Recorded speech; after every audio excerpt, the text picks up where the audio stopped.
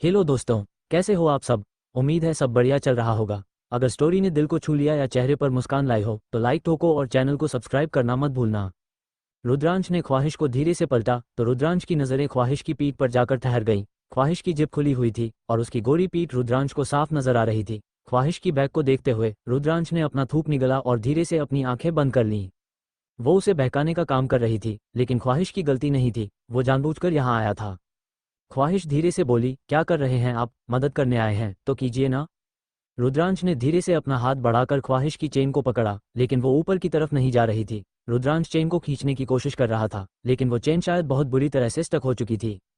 ख्वाहिश धीरे से बड़बड़ाते हुए बोली, कैसे कपड़े हैं जिन्हें पहनने के लिए हमें दूसरों की ज़रूरत पड़ेगी। इससे तो अच्छे हमारे कपड़े थे। ऐसे कपड़े पहनने से तो अच्छा है कि हम अपनी ही साड़ी पहन लें। तभी ख्वाहिश की आंखें एकदम से फैल गईं जब उसने रुद्रांश के होठ अपनी पीठ पर महसूस हुए। ख्वाहिश एकदम से कांप उठी। उसने अपना सर उठाकर सामने देखा तो आईने के थरू रुद्रांश नजर आ रहा था, जो उसके ऊपर झुका हुआ था। रुद्रांश ने अपने दांतों से चेन को पकड़ा और ऊपर की तरफ खींचने लगा। इस वजह से उसके होंठ ख्वाहिश की पीठ पर छू रहे थे। यह एहसास उसके लिए भी अलग था, और ख्वाहिश के लिए तो बहुत ही ज्यादा अलग। उसकी सांसें तेज हो चुकी थीं और उसकी धड़कनें बढ़ी हुई थीं। ऐसा लग रहा था जैसे उसका दिल एकदम से बाहर आ जाएगा। तभी वो एकदम से रुद्रांश से दूर हो गई और पलटकर खड़ी हो गई। वो धीरे से बोली, आप रहने दें, हम खुद कर लेंगे, आप यहाँ से जाएं।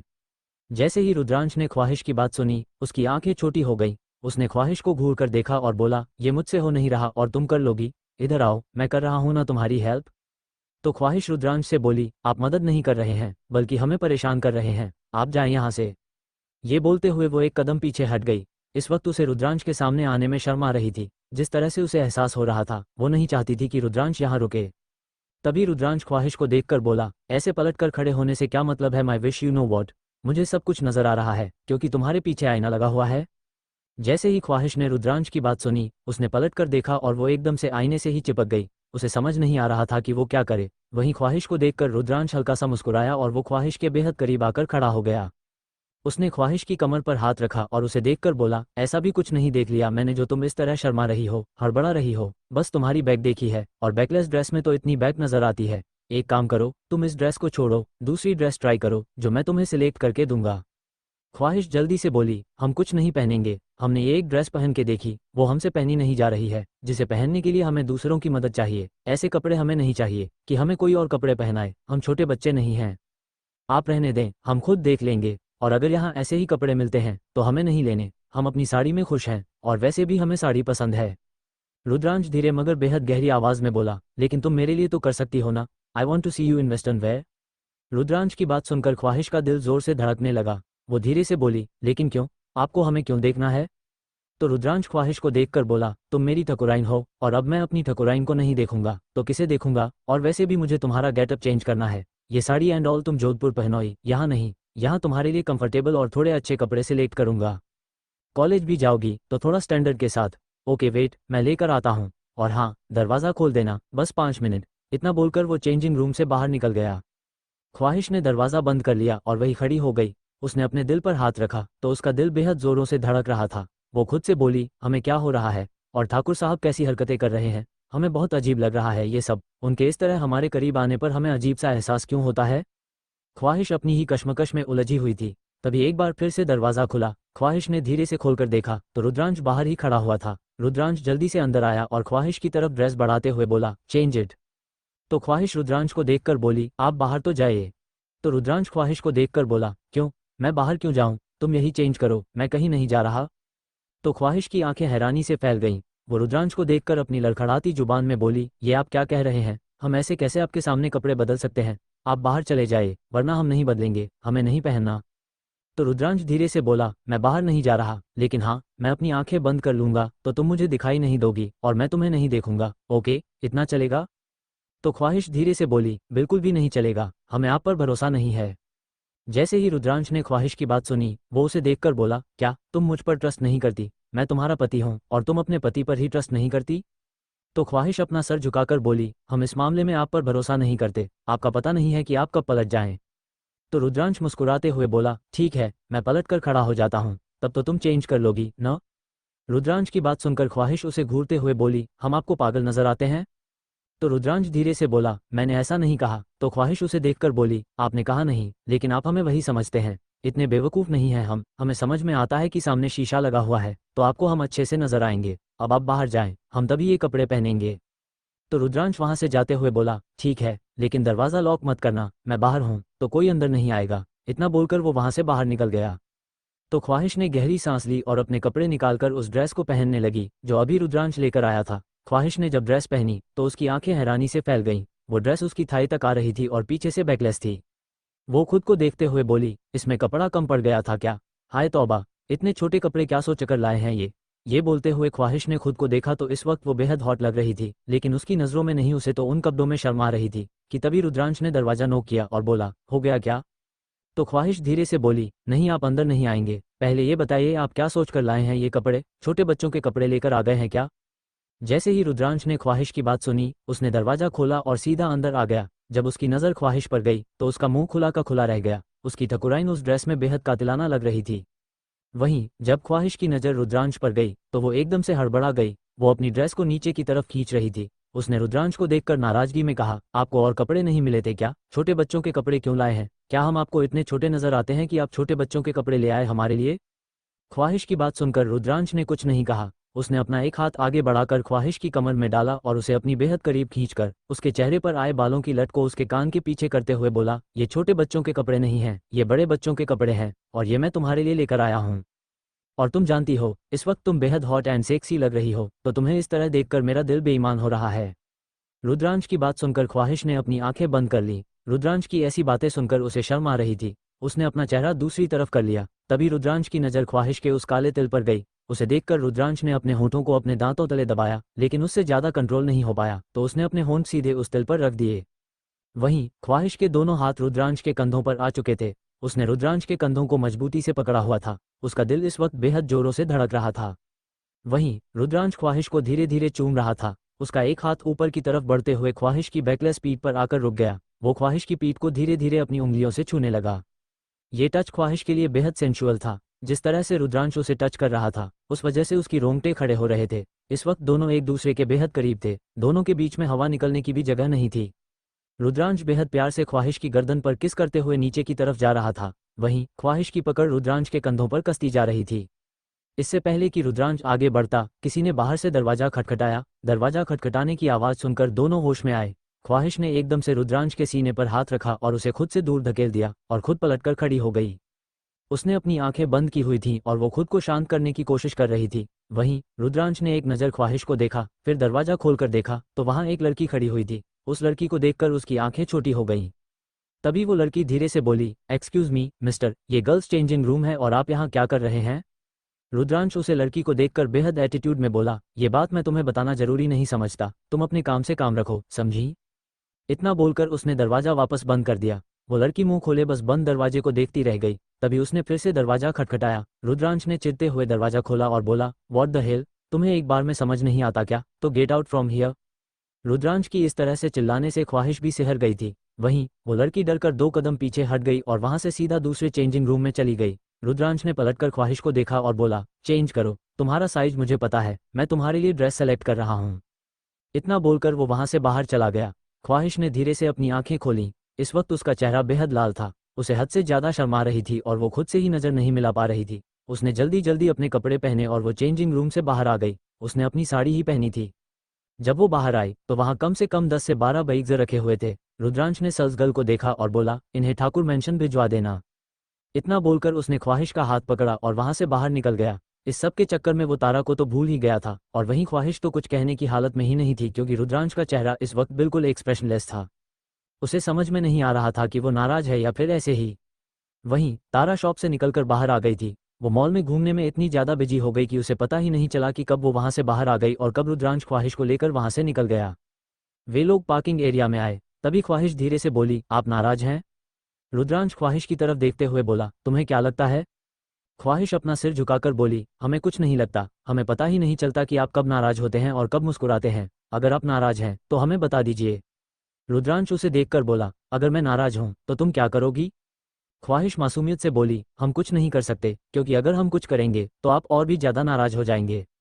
इससे तो अच्छा है कि हम घर चलते हैं, जब आपकी नाराज़गी दूर हो जाए तब आप हमसे बात कीजिएगा। इतना बोलकर वो गाड़ी में बैठ गई।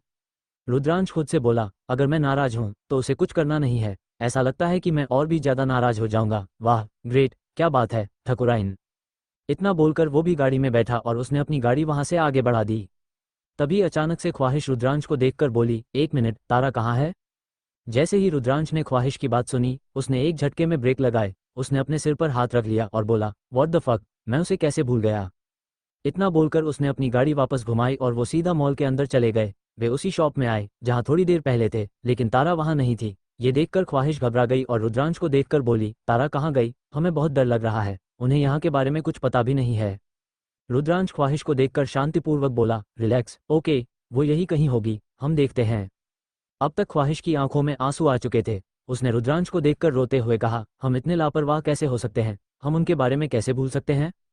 उन्हें हम लेकर आए थे, वो तो यहाँ आना भी नहीं चाहती थी और हमारी वजह से ही वो गुम हो गई, पता नहीं कहाँ है। रुद्रांश ने ख्वाहिश की पीठ पर हाथ रखकर उसे सहलाते हुए कहा, पहले खुद को शांत करो और ये रोना बंद करो। अगर तुम रोओगी तो क्या वो मिल जाएगी? मैं ढूंढता हूँ उसे, ओके? यहीं होगी, वो कहीं नहीं गई होगी। चलो आओ। इतना बोलकर उसने ख्वाहिश का हाथ पकड़ा और वहां से बाहर निकल गया। रुद्रांश ने तारा को हर जगह ढूंढ लिया था, लेकिन वो कहीं नजर नहीं आ रही थी। तभी ख्वाहिश रोते हुए बोली, हमें उन्हें अपने साथ लेकर ही नहीं आना चाहिए था, हमें यहाँ आना ही नहीं चाहिए था, हमारी वजह से वो गुम हो गई। ये बोलते हुए ख्वाहिश रोए जा रही थी कि तभी रुद्रांश ने ख्वाहिश का हाथ पकड़कर उसे अपने करीब खींचा और अपने सीने से लगाते हुए बोला, घबराओ मत, हम उसे ढूंढ लेंगे, ठीक है? अभी रोना बंद करो, अगर तुम इस तरह रोओगी तो वो मिलेगी नहीं, बल्कि तुम रो रो कर खुद की हालत खराब कर लोगी। तो ख्वाहिश फिर से रोते हुए बोली, ये शहर उनके लिए नया है, उन्हें नहीं पता और यहाँ के लोग भी अच्छे नहीं हैं, हमें घबराहट हो रही है, आप तारा को ढूंढिए ना। ख्वाहिश की बात सुनकर रुद्रांश ने उसे अपनी बाहों में समेटा और अपने एक हाथ से अपना फ़ोन निकाला और किसी को कॉल किया। वो फ़ोन पर बोला, किसी की फ़ोटो भेज रहा हूँ, मुझे वो लड़की किसी भी कीमत पर चाहिए, ढूंढो उसे, और वो यहाँ सेंट्रल मॉल से गायब हुई है, वो मुझे सही सलामत चाहिए। इतना बोलकर उसने कॉल काटा और ख्वाहिश को देखकर बोला, तुम्हारे पास तारा की कोई फ़ोटो है? तो ख्वाहिश जल्दी से बोली, हमारे पास फ़ोन नहीं है, तो फ़ोटो कहाँ से आएगी? ख्वाहिश की बात सुनकर रुद्रांश ने अपनी आंखें बंद कर ली, फिर उसने अपना फ़ोन देखा, उसमें जोधपुर की कुछ फ़ोटो थी जिनमें तारा भी थी। रुद्रांश एक गहरी सांस लेकर बोला, थैंक गॉड, मिल गई, तुम चलो मेरे साथ गाड़ी में। इतना बोलकर वो ख्वाहिश को ले गया और उसने किसी को कॉल किया। वहीं दूसरी तरफ तारा भटकते भटकते रोड पर निकल आई थी। उसने अपनी नज़र चारों तरफ घुमाई तो वो रास्ता भटक चुकी थी। वो खुद से बोली, अब हम क्या करें, कहाँ जाएं? हमें तो कुछ समझ नहीं आ रहा, पता नहीं हम कहाँ गए हैं, क्या हम खो गए हैं? ये बोलते हुए वो चारों तरफ देख रही थी। तभी कुछ लड़कों की नज़र उस पर गई जो वहीं खड़े हुए थे। तब एक लड़का दूसरे लड़के से बोला, है वो देख, क्या माल है, इसका अच्छा रोकड़ा मिलेगा और वैसे भी देखने में लग रही है कि रास्ता भटक गई है, चल देखते हैं। इतना बोलकर वो लड़के तारा के पास आए और बोले, क्या मैडम जी, कहाँ जाना है आपको? अचानक से कुछ अनजान लोगों के पास आने पर तारा थोड़ा सा घबरा गई, लेकिन उसने खुद को नॉर्मल किया और धीरे से बोली, हम रास्ता भटक गए, हमें हमारे घर जाना है, क्या आप हमें बता सकते हैं कि यहाँ से हम कहाँ जाएं? हमारा मतलब है, हमें यहाँ से कोई ऑटो या फिर कुछ और मिलेगा जिससे हम घर जा सकें? तभी एक लड़का उसे देखकर बोला, एक काम कीजिए, आप हमारे साथ चलिए, हम आपको आपके घर तक छोड़ देंगे। तो तारा उसे लड़के को देखकर बोली, लेकिन हम आपके साथ क्यों जाएं? आपको हमारा घर पता है क्या? झूठ बोल रहे हो आप हमसे, है ना? आप हमारा फायदा उठाना चाहते हैं? जैसे ही तारा की बात उसने सुनी, वो लड़का एकदम से हड़बड़ा गया। वो लड़की देखने में सीधी सादी थी, लेकिन दिमाग तो बहुत था उसमें। तभी वो लड़का तारा को देखकर बोला, ऐसा कुछ नहीं है, मेरा मतलब है कि आप हमें अपने घर का रास्ता बता दीजिए, हम आपको छोड़ देंगे। तो तारा उसे लड़के को देखकर बोली, कोई ज़रूरत नहीं है, हम खुद देख लेंगे। इतना बोलकर वो वहां से आगे बढ़ने लगी थी कि तभी एक लड़के ने उसका हाथ पकड़ लिया। वो तारा को देखकर बोला, जब हम कह रहे हैं कि हम लोग आपको ड्रॉप कर देंगे तो आपको यकीन नहीं हो रहा? इससे पहले तारा कुछ कहती, पीछे से किसी की कड़क आवाज आई, जब वो मना कर रही है तो तुम उसके साथ जबरदस्ती क्यों कर रहे हो? जैसे ही तारा ने वो आवाज सुनी और उन लड़कों ने पलट कर देखा तो पीछे एक बिजनेस सूट में लड़का खड़ा हुआ था, जिसकी उम्र यही कोई 26-27 साल होगी। वो देखने में बेहद हैंडसम लग रहा था। उसने इस वक्त गॉगल्स लगाए हुए थे। वो लड़कों के पास आकर बोला, जब उसे तुम्हारे साथ जाना नहीं है तो क्यों जबरदस्ती कर रहे हो? तो एक लड़का उसे देखकर बोला, जबरदस्ती कहाँ कर रहे हैं, ये मैडम अपने घर का रास्ता भूल गई हैं, तो बस हम इन्हें उनके घर तक छोड़ने वाले थे। तभी तारा उसे लड़के को देखकर बोली, लेकिन हमने तो नहीं कहा आपको कि आप हमें घर तक छोड़ दीजिए, और आप हमारे साथ जबरदस्ती ही कर रहे थे, झूठ मत बोलिए आप। तभी दूसरा लड़का उसे देखकर बोला, चल यार यहाँ से, लगता है कि भलाई का जमाना ही नहीं है, किसी की मदद करने जाओ तो गलत ही समझ लेता है। इससे पहले वो लड़के आगे बढ़ते, जो लड़का अभी अभी वहां आया था, उसने अपने गार्ड को देखा और बोला, पकड़ो इन्हें और यहाँ से कहीं जाने न पाए, अच्छी तरह से जानता हूँ कि ये क्या करने की कोशिश कर रहे थे। इतना बोलकर वो लड़का तारा की तरफ मुड़ा और बोला, अब तुम बताओ कि तुम कहाँ रहती हो, इस तरह यहाँ ऐसे घूमने आई हो, इट्स नॉट सेफ। तो तारा धीरे से बोली, वो असल में हमें नहीं पता। जैसे ही उस लड़के ने तारा की बात सुनी, वो हैरानी से बोला, व्हाट, तुम्हें ये नहीं पता कि तुम कहाँ रहती हो, लाइक सीरियसली? उसने तारा को ऊपर से नीचे तक देखा और बोला, यहाँ की तो लग नहीं रही हो, इस शहर की तो नहीं हो तुम। तो तारा उसे देखकर बोली, और ये बात आपको कैसे पता कि हम इस शहर के हैं या नहीं? तो वो लड़का मुस्कुराते हुए बोला, फर्स्ट ऑफ ऑल जो तुम्हारी लैंग्वेज है वो यहाँ की नहीं है। सेकंड, तुम्हारा पहनावा यहाँ का नहीं है। जिस तरह के तुमने कपड़े पहने हैं, यहाँ मैंने किसी को इस तरह के कपड़े पहने हुए नहीं देखा। और ऋषभ जिंदल लोगों को आसानी से पहचान जाता है कि वो कहाँ का है। तो अब ये बताओ कि तुम कहाँ की हो? तो तारा उसे लड़के ऋषभ को देखकर बोली, हम यहीं रहते हैं, समझे, और हम बड़े से घर में रहते हैं। हमारे घर के सामने एक बड़ा सा गार्डन है और पीछे बहुत बड़ा समुद्र है। तो ऋषभ हंसते हुए बोला, वाह ग्रेट, क्या डिस्क्राइब किया तुमने अपने घर को, लेकिन तुम्हें ये नहीं पता कि तुम रहती कहाँ हो? तो तारा जल्दी से बोली, हम अपने ठाकुर साहब और ठकुराइन के साथ रहते हैं। तारा की बात सुनकर ऋषभ के दिमाग में कुछ खटका। वो तारा को देखकर बोला, कहीं तुम रुद्रांश ठाकुर की बात तो नहीं कर रही हो? जैसे ही तारा ने ऋषभ के मुंह से रुद्रांश का नाम सुना, वो हैरानी से बोली, तुम हमारे ठाकुर साहब को जानते हो? तो लड़का मुस्कुराते हुए बोला, ऑफ कोर्स जानता हूँ, come on get in the car, मैं तुम्हें लेकर चलता हूँ, वरना पता चला कि कोई और तुम्हें उठा कर ले गया। तभी तारा जल्दी से बोली, लेकिन हम आप पर यकीन कैसे कर लें, हमें क्या पता आप सच बोल रहे हैं या झूठ, हम नहीं जाएंगे आपके साथ। तो ऋषभ तारा को देखकर बोला, और कोई ऑप्शन है तुम्हारे पास? इनसे तो बचा लिया, लेकिन आगे मैं तुम्हें किसी और से बचाने के लिए नहीं आऊंगा, समझी? चलना है चलो, नहीं चलना है तो फिर खुद देख लो। तो तारा जल्दी से बोली, ठीक है चल रहे हैं, लेकिन आप पर यकीन करने का मन तो नहीं कर रहा। तो ऋषभ जल्दी से बोला, that's your problem not mine, okay. एक काम करो, तुम यहीं रुको, मैं रुद्रांश के घर जाता हूँ और उसे बताता हूँ कि तुम यहाँ हो, वो तो तुम्हें लेने आ ही जाएगा। तो तारा जल्दी से बोली, हाँ ये सही रहेगा। तारा की बात सुनकर ऋषभ उसे अजीब सी नज़रों से देखते हुए बोला, लाइक सीरियसली, मैं तुम्हें बेवकूफ़ नजर आता हूँ? खैर जो करना है करो। तभी तारा जल्दी से बोली, ठीक है चल रहे हैं, हमें आप पर यकीन करने का मन तो नहीं है, लेकिन कर रहे हैं क्योंकि हमारे पास और कोई रास्ता नहीं है। तो ऋषभ हल्का सा मुस्कुराया और बोला, दैट्स ग्रेट, अब चलो चुपचाप बैठो। तो तारा जल्दी से जाकर ऋषभ की गाड़ी में बैठ गई। वहीं दूसरी तरफ रुद्रांश ख्वाहिश को लेकर घर आ चुका था। ख्वाहिश अभी भी रोए जा रही थी, उसे तारा की बहुत ज्यादा फिक्र हो रही थी। वहीं रुद्रांश भी परेशान था। रुद्रांश ने अपने असिस्टेंट को कॉल किया और बोला, कुछ पता चला? दूसरी तरफ से कुछ कहा गया तो रुद्रांश चलते हुए बोला, जस्ट शट अप कपिल, मैंने तुम्हें इसलिए नहीं रखा कि तुम बहाने बनाओ। एक छोटा सा काम दिया था तुम्हें, एक लड़की को नहीं ढूंढ पा रहे हो। You know what, I think अब तुमसे कुछ नहीं हो सकता, तुम्हें कम करो, रिजाइन कर दो।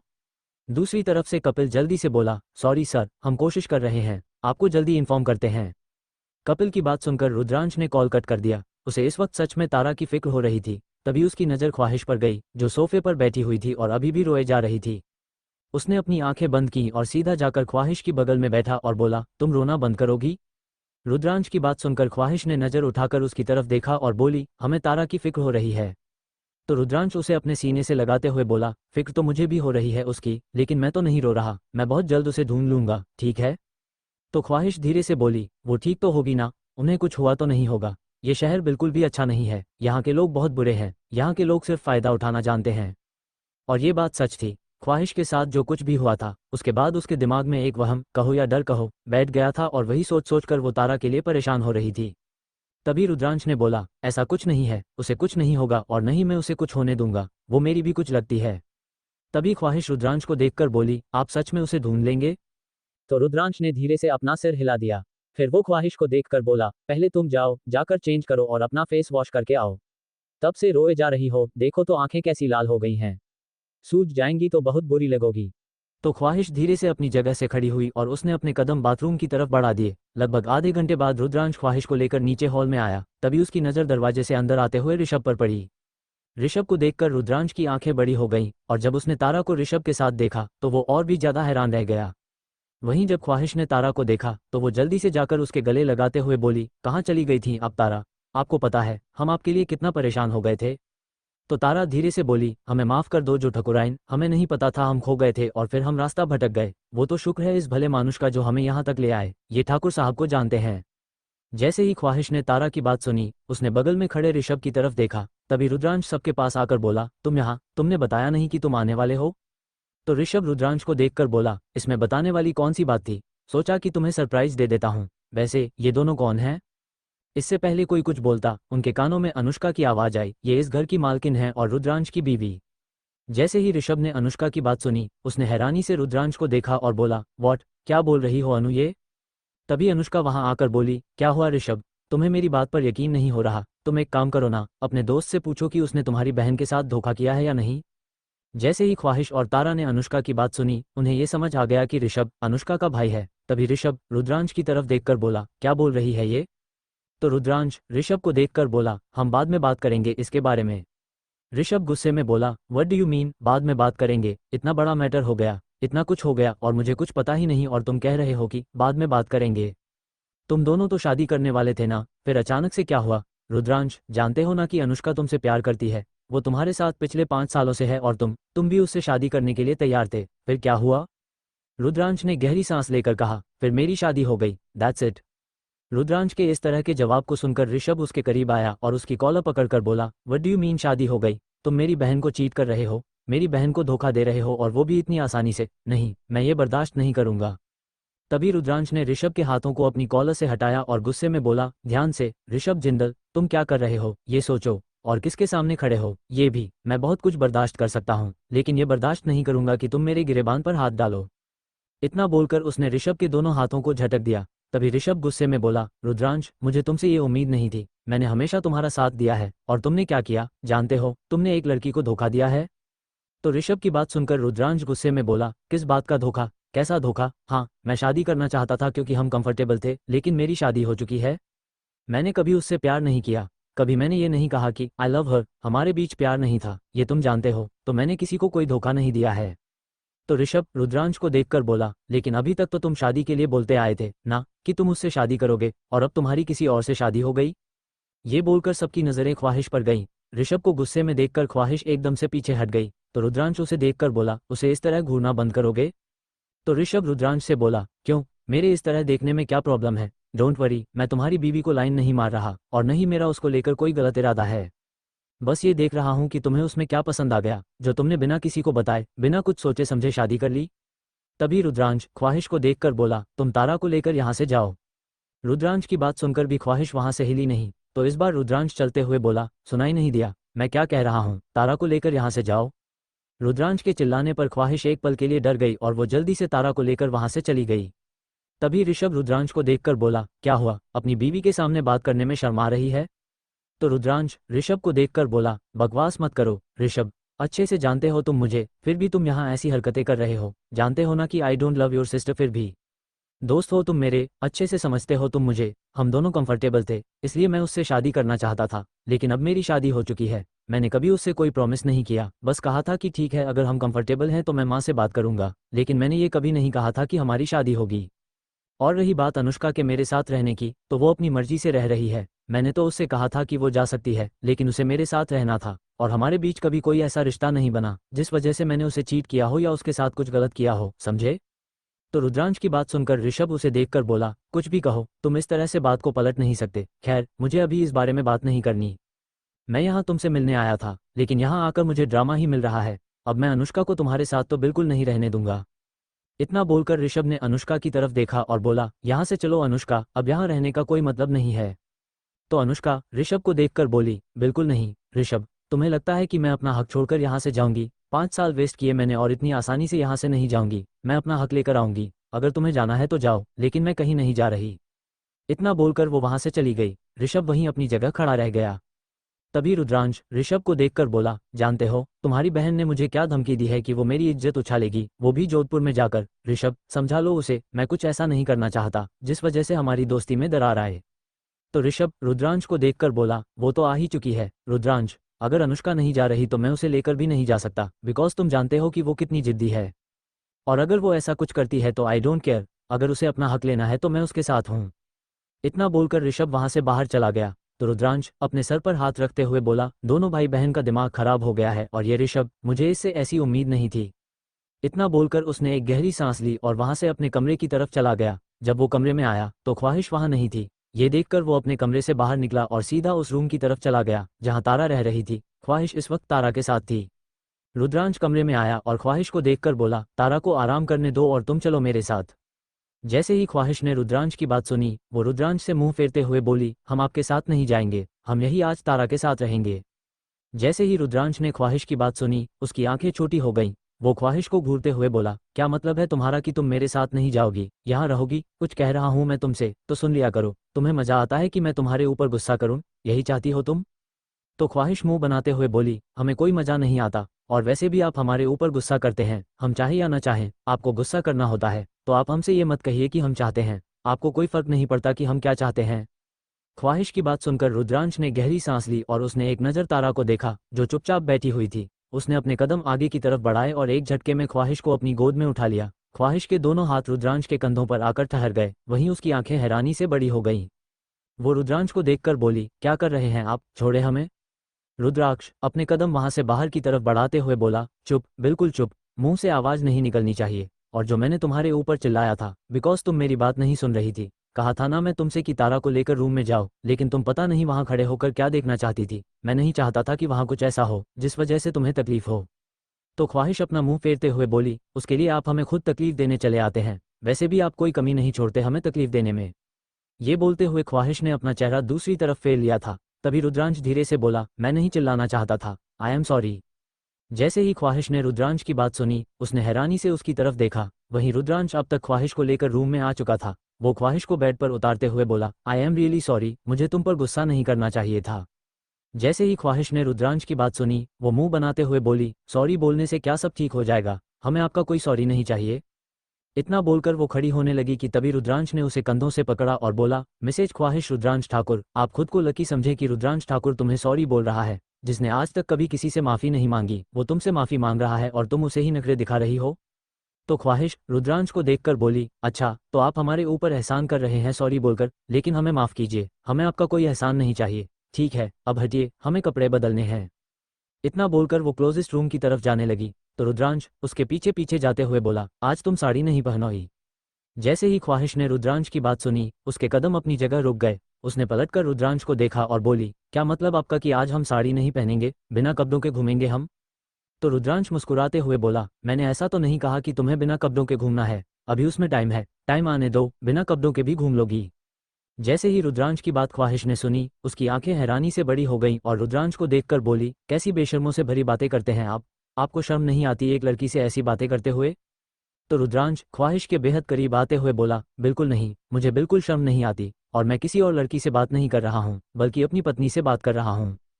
और अपनी पत्नी से बात करने में कैसी शर्म, क्योंकि पत्नी के साथ बात करने के अलावा भी बहुत कुछ करते हैं, जानती हो ना।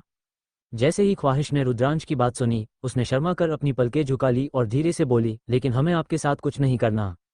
इतना बोलकर उसने रुद्रांश के सीने पर हाथ रखा और उसे खुद से दूर करने की कोशिश करने लगी।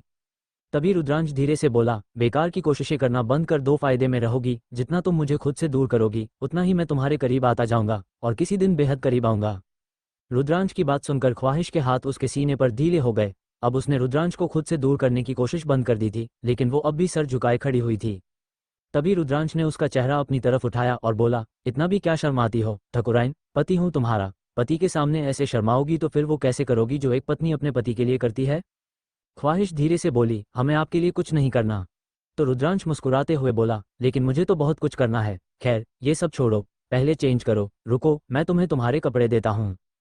इतना बोलकर उसने ख्वाहिश की अलमारी से एक नाइटी निकालकर उसकी तरफ बढ़ा दी। तो ख्वाहिश धीरे से बोली, हम ये नहीं पहनेंगे।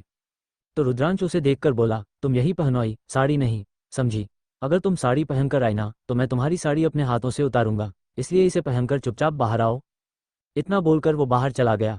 तो ख्वाहिश ने उस नाइटी को देखा, वो स्लीवलेस थी, बस 2 स्ट्रिप्स पर टिकी हुई थी। उसके शोल्डर पर 2 पतली पतली स्ट्रिप्स थीं और वो घुटनों तक की थी। उसका कपड़ा कुछ ज्यादा ही पतला था। ख्वाहिश धीरे से बोली, ऐसे कपड़े कौन पहनता है और ऐसे कपड़े बनाता ही कौन है जिसमें कपड़े की कमी हो? हे भगवान, क्या करें अब हम, हमें तो ये पहनने में शर्म आएगी। लेकिन अब हम कुछ कर भी तो नहीं सकते, हमें पहनकर जाना पड़ेगा। अगर पहनकर नहीं गए तो ये हमारी साड़ी भी उतार देंगे, हमें ऐसा कुछ नहीं करना। इतना बोलकर वो नाइटी को पहनने लगी। लगभग 10 मिनट बाद क्लोजेट का दरवाजा खुला तो रुद्रांश की नज़र उसी तरफ जाकर ठहर गई। उसके होठों पर इस वक्त मुस्कुराहट थी। उसकी नज़र ख्वाहिश के पैरों से होते हुए ऊपर की तरफ जाने लगी। ख्वाहिश इस वक्त अपनी नाइटी को नीचे की तरफ खींच रही थी। इस वक्त ख्वाहिश को रुद्रांश से हद से ज़्यादा शर्मा रही थी, क्योंकि उसने पहली बार ऐसे कपड़े पहने थे और किसी लड़के के सामने ऐसे आने में उसे हिचकिचाहट हो रही थी। लेकिन अब उसके पास कोई दूसरा रास्ता भी नहीं था। वो अपनी नाइटी को खींचते हुए बाहर की तरफ आ रही थी। तभी वो धीरे से बोली, क्या इसके ऊपर से कुछ और पहनने के लिए है? हमारा मतलब, ये कुछ ज़्यादा ही छोटी है और कुछ ज़्यादा ही पतली है। जैसे ही रुद्रांश ने ख्वाहिश की बात सुनी, वो मुस्कुराते हुए उसके पास गया और उसकी कमर पर हाथ डालकर उसे अपने बेहद करीब खींचते हुए बोला, नहीं तो तुम्हें कहाँ से लग रही है कि ये छोटी है? ये एकदम परफेक्ट है। हाँ, अगर ये छोटी होती तो और भी अच्छा होता। ये बोलकर वो मुस्कुराया। वहीं रुद्रांश की बात सुनकर ख्वाहिश की आंखें हैरानी से फैल गईं। ख्वाहिश रुद्रांश को देखकर बोली, क्या मतलब आपका कि ये छोटी होती तो अच्छा होता? देखिए, हम ऐसे कपड़े नहीं पहनते हैं। तो रुद्रांश ख्वाहिश को देखकर बोला, जानता हूं कि तुम ऐसे कपड़े नहीं पहनती हो और मैं तुम्हें बाहर जाने के लिए नहीं बोल रहा हूं। ये कपड़े सिर्फ मेरे सामने पहनने की इजाजत है तुम्हें, समझी? तो ख्वाहिश अपनी नज़रें झुकाए हुए बोली, लेकिन हमें आपके सामने भी नहीं पहनने, हमें शर्म आ रही है। आप हमें कुछ और दे दीजिए पहनने के लिए, हम ये नहीं पहनेंगे। तो रुद्रांश ख्वाहिश को देखकर बोला, कुछ और तो नहीं है, तो तुम्हें यही पहनना पड़ेगा। वैसे तुम इस नाइटी में बेहद हॉट और सेक्सी लग रही हो। रुद्रांश की बात सुनकर ख्वाहिश ने अपनी नज़र उठाकर उसकी तरफ देखा, लेकिन उसने अगले ही पल अपनी नज़रें झुका लीं क्योंकि रुद्रांश की आंखों में कुछ ऐसा था जो वो उसकी नज़रों में नहीं देख पा रही थी। वो उससे नज़रें नहीं मिला पा रही थी। ख्वाहिश की इस तरह शर्माने पर रुद्रांश ने धीरे से उसकी ठुड्डी को पकड़कर उसका चेहरा ऊपर की तरफ किया और बोला, क्या हुआ माय विश, क्या तुम मुझे देखना नहीं चाहती? तो ख्वाहिश धीरे से बोली, आप हमें परेशान कर रहे हैं। तो रुद्रांश मुस्कुराते हुए बोला, मैं तुम्हें परेशान नहीं कर रहा हूं बल्कि तुमसे बात करने की कोशिश कर रहा हूं, तुम्हें समझाने की कोशिश कर रहा हूं। लेकिन तुम हो कि मेरी तरफ देख ही नहीं रही हो। अगर प्यार से एक नज़र मुझे देख लोगी तो कोई प्रॉब्लम नहीं होगी। इनफैक्ट मुझे अच्छा लगेगा। रुद्रांश की ऐसी बातें सुनकर ख्वाहिश का दिल जोर से धड़क रहा था। उसने अपनी नाइटी को अपनी मुट्ठी में भर रखा था। वो उस नाइटी में कंफर्टेबल नहीं हो पा रही थी और ये चीज़ रुद्रांश अच्छे से नोटिस कर रहा था। तभी वो ख्वाहिश से दूर हुआ और बोला, एक मिनट, मैं अभी आया। इतना बोलकर वो वहां से क्लोजेट की तरफ चला गया और नाइटी के ऊपर का श्रग लेकर बाहर आया। वो श्रग ख्वाहिश की तरफ बढ़ते हुए बोला, इसे पहन लो। जैसे ही ख्वाहिश ने रुद्रांश के हाथ में वो श्रग देखा, वो हैरानी से उसे देखने लगी। मतलब उसने पहले उसे ये जानबूझकर नहीं दिया था, वो उसे परेशान कर रहा था। यही सोचकर ख्वाहिश ने गुस्से में उसे देखा। तो रुद्रांश मुस्कुराते हुए बोला, मैं चाहता था कि तुम यही पहनो, लेकिन तुम कंफर्टेबल नहीं हो पा रही हो तो मुझे ये लाना पड़ा। अब इसे पहन लो तो तुम्हें कंफर्टेबल फील होगा। ख्वाहिश ने जल्दी से वो श्रग लिया और पहन लिया। अब उसके पैर ही खुले हुए थे, वो भी घुटनों तक, और वो पूरी ढक चुकी थी। ख्वाहिश रुद्रांश को देखकर बोली, आप जानबूझकर हमें परेशान कर रहे थे। तो रुद्रांश मुस्कुराते हुए बोला, तुम्हें छेड़ने में मजा आता है, और जब तुम शर्माती हो तो तुम्हारी ये नाक, तुम्हारे ये गाल एकदम गुलाबी हो जाते हैं, जो और भी ज्यादा खूबसूरत लगते हैं। रुद्रांश की बात सुनकर ख्वाहिश ने कुछ नहीं कहा। वो चुपचाप वहां से बेड की तरफ जाने लगी। जैसे जैसे वो चल रही थी, वैसे उसकी पायल का शोर हो रहा था, और उन पायलों का शोर सुनकर रुद्रांश के होठों पर हल्की सी मुस्कुराहट थी। ख्वाहिश जल्दी से बेड पर बैठी और उसने ब्लैंकेट को अपनी कमर तक ओढ़ लिया। वो रुद्रांश को देखकर बोली, आज आप हमारे साथ नहीं सोएंगे? जैसे ही रुद्रांश ने ख्वाहिश की बात सुनी, वो अपने कदम उसकी तरफ बढ़ते हुए बोला, एक्सक्यूज मी, क्यों? मैं तुम्हारे साथ क्यों नहीं सोऊंगा? और अगर मैं तुम्हारे साथ नहीं सोऊंगा तो कहाँ सोऊंगा? तो ख्वाहिश धीरे से बोली, हमें नहीं पता, लेकिन आप हमारे साथ नहीं सोएंगे। हमें आपके इरादे कुछ ठीक नहीं लग रहे। रुद्रांश ख्वाहिश के बगल में बैठकर मुस्कुराते हुए बोला, ओह, तो अब तुम मेरे इरादे भी पहचानने लगी हो। तो बताओ, कैसे लग रहे हैं मेरे इरादे? क्या लग रहा है कि मैं क्या करना चाहता हूँ? रुद्रांश की बात सुनकर ख्वाहिश को समझ नहीं आया कि वो क्या जवाब दे। वो तो बस अपनी ही नज़रें झुका गई थी। तभी रुद्रांश ने अपना एक हाथ आगे बढ़ाया और ख्वाहिश का चेहरा अपने हाथ में भरते हुए बोला, तुमसे बात कर रहा हूँ माय विश, बताओगी क्या लग रहा है तुम्हें कि मैं क्या चाहता हूँ? रुद्रांश के इस तरह छूने पर और उसकी वो गहरी आवाज़ सुनकर ख्वाहिश ने कसकर अपनी आंखें भींच ली और ब्लैंकेट को अपनी मुट्ठी में कस लिया। उसके होठों से शब्द नहीं निकल रहे थे। तभी रुद्रांश एक बार फिर से बोला, वैसे तो तुम्हारे मुंह में बहुत लंबी जुबान है, लेकिन जब मैं तुमसे बात करता हूँ, जब मैं तुमसे कुछ पूछता हूँ, तो तुम्हारी बोलती बंद हो जाती है। जान सकता हूँ कि ऐसा क्यों होता है? रुद्रांश की बात सुनकर ख्वाहिश जल्दी से बोली, कोई बोलती बंद नहीं हुई है हमारी, हम बोल सकते हैं, समझे आप? बस अब हमें नींद आ रही है तो सोने जा रहे हैं। इतना बोलकर वो एकदम से लेट गई और उसने ब्लैंकेट को अपने सर तक ओढ़ लिया। उसकी हरकत पर रुद्रांश हल्का सा मुस्कुराया और उसने कमरे की लाइट ऑफ की और खुद जाकर ख्वाहिश के बगल में लेट गया। ख्वाहिश ने अपनी आंखें जरूर बंद की थी, लेकिन उसे रुद्रांश की हर एक मूवमेंट समझ आ रही थी कि वो क्या कर रहा है और कहाँ जा रहा है। जैसे ही रुद्रांश उसकी बगल में आकर लेटा, उसके दिल की धड़कन बढ़ गई। उसने कसकर अपनी आंखों को भींच लिया। तभी रुद्रांश का एक हाथ उसने अपने पेट पर महसूस किया। ऐसे महसूस करते ही ख्वाहिश का दिल और भी जोरों से धड़क उठा। उसके रोंगटे खड़े होने लगे थे। ऐसा लग रहा था जैसे उसके पेट में हजारों तितलियां उड़ रही हैं और वे उसके पेट को फाड़कर बाहर आना चाहती हैं। उसकी पकड़ बेडशीट पर मजबूत हो गई। तभी रुद्रांश उसके करीब खिसक आया और बोला, झूठ बोल रही हो मुझसे? जैसे ही ख्वाहिश ने रुद्रांश की वो गहरी आवाज़ सुनी, उसने अपना थूक निगल लिया। तभी उसे रुद्रांश के होंठ अपने कान के पास महसूस हुए। ये एक नया एहसास था उसके लिए, जो उसे समझ नहीं आ रहा था, लेकिन ये जो कुछ भी था उसे अच्छा लग रहा था। रुद्रांश का बार बार उसके करीब आना उसे अच्छा लग रहा था। वो चाहती थी कि रुद्रांश उसके करीब रहे, लेकिन क्यों, ये बात वो नहीं समझ पा रही थी। तभी रुद्रांश एक बार फिर से बोला, क्या हुआ? मुझे पता है तुम सो नहीं रही हो, तो फिर ये बहाने क्यों बना रही हो? इतना बोलकर वो ख्वाहिश के और भी करीब पहुंच गया। रुद्रांश बिल्कुल ख्वाहिश से चिपक कर लेटा हुआ था। उसका एक हाथ ख्वाहिश के पेट को सहला रहा था। तभी ख्वाहिश धीरे से बोली, प्लीज ऐसा न करें। तो रुद्रांश उसके कान में फुसफुसाते हुए बोला, कैसा न करूं, मैं क्या कर रहा हूं? तो ख्वाहिश ने जल्दी से रुद्रांश के हाथ पर अपना हाथ रखा जो उसके पेट पर था, उसे अपने पेट से हटाते हुए बोली, प्लीज हमें ऐसे न छुएं। तो रुद्रांश फिर से बोला, क्यों, मेरे ऐसे छूने पर तुम्हें कुछ कुछ होता है? रुद्रांश का ये सवाल सुनकर ख्वाहिश को ऐसा लग रहा था जैसे उसके कान जल रहे हों। उसके गाल एकदम से लाल हो चुके थे। वो धीरे से बोली, पता नहीं, लेकिन बहुत कुछ होता है, हमें अजीब सा लगता है, इसलिए हम आपसे कह रहे थे कि आप हमारे साथ न लेटें। जैसे ही रुद्रांश ने ख्वाहिश की बात सुनी, उसने ख्वाहिश को मजबूती से अपने सीने से लगाया और बोला, लेकिन हम तो पति पत्नी हैं ना, और पति पत्नी साथ में ही सोते हैं, जानती हो ना तुम? फिर मुझे खुद से दूर करने की कोशिश क्यों करती हो? तुम्हें यह भी पता है कि तुम मुझे खुद से दूर करोगी तो तुम्हारी वो कोशिश नाकामयाब रहेगी, क्योंकि मैं तुमसे दूर नहीं जाऊंगा। तो ख्वाहिश धीरे से बोली, क्यों, आप हमसे दूर क्यों नहीं जाएंगे? देखें, हम ये सब नहीं करना चाहते, हमारा मतलब है कि। तो रुद्रांश ने ख्वाहिश के होठों पर अपनी एक उंगली रखी और धीरे से मगर गहरी आवाज में बोला, शश शिश, आप अपने होठों से एक शब्द भी मत निकालना, नींद आ रही थी ना, तो सो जाओ, कुछ नहीं कर रहा मैं। रुद्रांश की बात सुनकर ख्वाहिश धीरे से बोली, अगर आप हमारे इतने करीब रहेंगे तो हमें नींद कैसे आएगी? हम नहीं सो पाएंगे। क्या आप हमें छोड़ सकते हैं? हमारा मतलब है, क्या आप हमसे थोड़ा दूर जा सकते हैं? तो रुद्रांश मुस्कुराते हुए बोला, बिल्कुल भी नहीं, तुम्हें इसी तरह मेरी बाहों में सोना है, समझी? अब आंखें बंद करो और सो जाओ। रुद्रांश की बात सुनकर ख्वाहिश ने अपनी आंखें बंद कर ली। उसने अपनी सांस भी रोक ली थी। उसे ऐसा लग रहा था कि अगर उसने सांस भी ली तो रुद्रांश फिर से कोई न कोई हरकत करने लगेगा। ख्वाहिश की यह हरकत रुद्रांश भी महसूस कर रहा था। वो धीरे से बोला, मैंने तुम्हें सांस लेने के लिए मना नहीं किया है जो तुम अपनी सांस रोक कर बैठ गई हो। मैंने बस तुम्हें सोने के लिए कहा है, और सोने के लिए सांस नहीं रोकते हैं। जैसे ही ख्वाहिश ने रुद्रांश की बात सुनी, उसने गहरी सांस ली और करवट बदल कर लेट गई। तो ख्वाहिश की पीठ रुद्रांश के सीने से आकर लग गई, लेकिन अब रुद्रांश ने उसे परेशान नहीं किया। दोनों ने अपनी आंखें बंद की।